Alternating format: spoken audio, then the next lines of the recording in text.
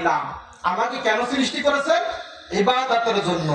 ইবাদত কতদিন করব? মৃত্যু পর্যন্ত। কতদিন পর্যন্ত? মৃত্যু পর্যন্ত। আমি নামাজ পড়বো মৃত্যু পর্যন্ত। অফিসের নিয়ম হলো অফিস বন্ধ আছে, অফিসের কাজ স্থগিত, কিন্তু আমার শ্বাস আছে তো নামাজ আছে, আমার শ্বাস আছে তো আল্লাহর জিকির আছে, আমার জীবন থাকবে তো আমার রোজা আছে, আমার জীবন থাকবে তো কোরআন তেলাওয়াত আছে। আল্লাহ পাক রব্বুল আলামিন তাই বলতেছেন, ওয়া'বুদু রাব্বাকা হাত্তা ইয়াতিয়াকাল ইয়াকিন। মাঠে যাও, ঘাটে যাও, ছুটিতে যাও, কোনো সমস্যা নাই, হজে যাও, কোনো সমস্যা নাই, সফরে যাও, কোনো সমস্যা নাই, মৃত্যু পর্যন্ত আল্লাহর ইবাদত তোমার করতে হবে।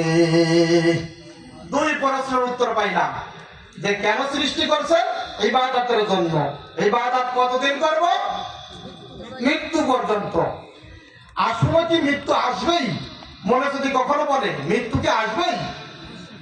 আউযু বিল্লাহি মিনাশ শাইতানির রাজীম। কুল্লু নাফসিন যালিকাতুল মাউত। পরিশুদ্ধ আয়াত, এই আয়াত সকলের মুখস্থ আছে।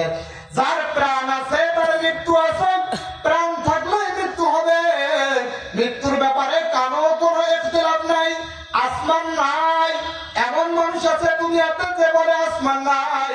এমন জাতি আছে দুনিয়াতে আল্লাহকে বিশ্বাস করে না, আসমানকে বিশ্বাস করে না, জান্নাত জাহান্নাম বিশ্বাস করে না, মৃত্যুর পরে কবরে শাস্তি হবে এই কথা বিশ্বাস করে না।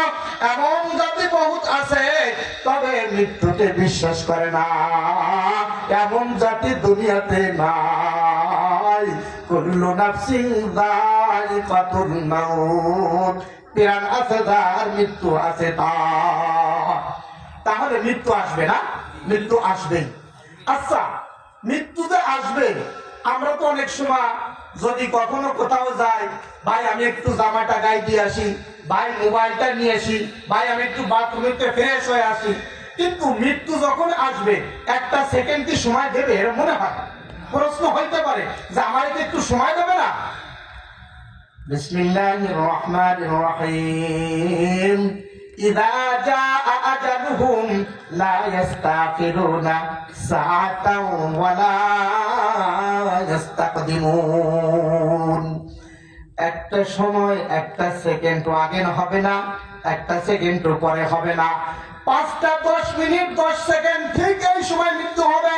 কেউ যদি বলে ভাই একটু অপেক্ষা করো, আমি 2 রাকাত নামাজ পড়ে নিই, আল্লাহ বলবেন আর হবে না, বহুত সময় দেওয়া হয়েছে, একটা সেকেন্ড আর সময় হবে না।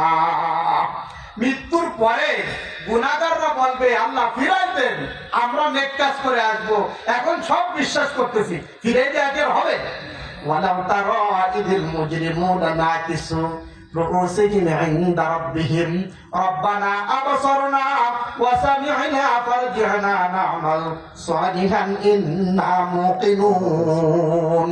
গুনাহগাররা বলবে আল্লাহ আপনার জান্নাত দেখতেছি, আপনার জাহান্নাম দেখতেছি, আপনার শাস্তি দেখতেছি, আপনার শান্তি দেখতেছি, আমরা বিশ্বাস করি ফারজি'না না'মাল সালিহান ইন্না মুকিনুন।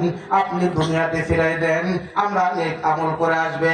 আল্লাহ পাক রব্বুল আলামিন বলেন আর সময় হবে না, একটা সেকেন্ড আর ফিরে দেওয়া হবে না। মৃত্যু একবার হবে, আর দুনিয়ার বুকে কেউ ফিরে যেতে পারবা না। তাহলে আমাদেরকে সৃষ্টি করছে কি জন্য?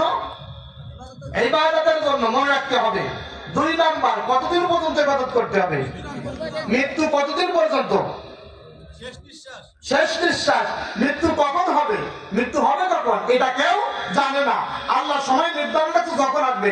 নামাজ কতদিন পর্যন্ত? মৃত্যু পর্যন্ত। রোজা মৃত্যু পর্যন্ত। তেলাওয়াত মৃত্যু পর্যন্ত। শ্বাস আছে তো ইবাদত আছে, শ্বাস নাই তো ইবাদত নাই। আচ্ছা, আমরা যে ইবাদত করব, ইবাদত কাকে বলা হয়?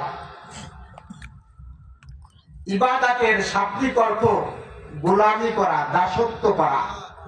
আর এক অর্থ বিনয় হওয়া, নম্র হওয়া। যে যত নম্র হয় তার ইবাদত তত দ্রুত কবুল হয়। এই কথা মনে রাখবেন, যে যত নম্র হয় ইবাদত করে তার ইবাদত তত দ্রুত কবুল হয়। পরিভাষায় ইবাদত কাকে বলে? পরিভাষায় দুই তিনটা অর্থ বলবো। এক নাম্বার, আল্লাহর হুকুমকে নবীর তরিকা অনুযায়ী মানার নামই হলো ইবাদত, একটা। দুই নাম্বার, আমরা প্রকাশ্যে যে কাজ এবং কথা বলি, খেয়াল করে শুনেন, আমরা প্রকাশ্যে যে কাজ এবং কথা বলি এটা আল্লাহর খুশি মোতাবেক করা অথবা বলার নামই হলো ইবাদত। অর্থাৎ আল্লাহ যদি খুশি হয় আমার কথাটাই অথবা আমার কাজটাই, ওইটাই হলো কি ইবাদত, সেটা গোপনে হোক আর সেটা প্রকাশ্যে হোক। আপনাদের সামনে আমি কথা বলতেছি, এই কথাটা যদি আল্লাহর সন্তুষ্টি অনুযায়ী হয়, আল্লাহ যদি গ্রহণ করে খুশি হয়, তাহলে ইবাদত, আর তা না হলে ইবাদত হবে না। এখন আসেন, ইবাদত কার জন্য করব আমরা? কার জন্য? আল্লাহ পাক রব্বুল আলামিন সূরাতুল আনআম